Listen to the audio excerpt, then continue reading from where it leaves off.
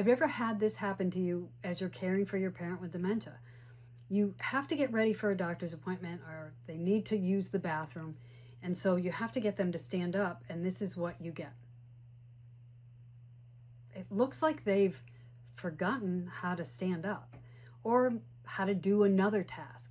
And the reality is they probably have, especially as they get further into the progression of dementia.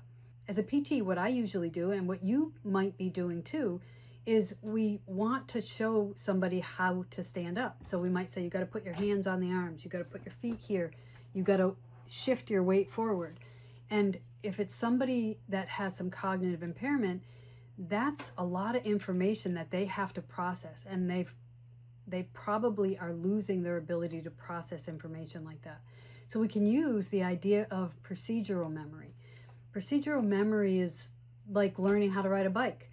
When you first learned how to ride, you had to pay a lot of attention to your feet going around on the pedals, where to put your hands, and how to steer.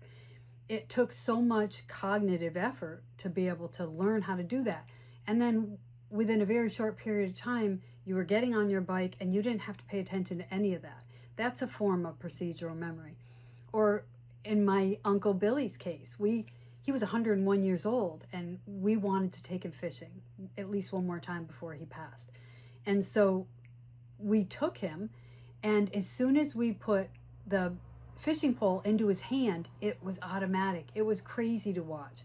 He was casting, he was reeling in, he was taking fish off the hook, putting worms on the hook.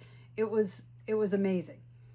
So that's another form of procedural memory. He had done it for so long that he didn't even have to think about it. And that's the clue.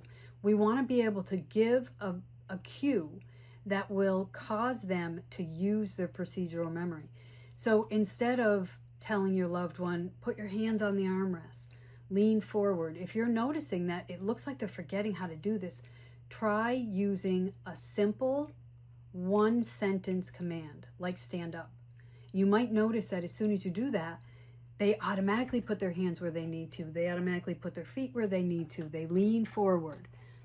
And because you know your loved one better than anybody, there might be certain phrases that you can use that they've used over the years, or that you've used over the years, like, we got to get going. And you might notice they just stand up.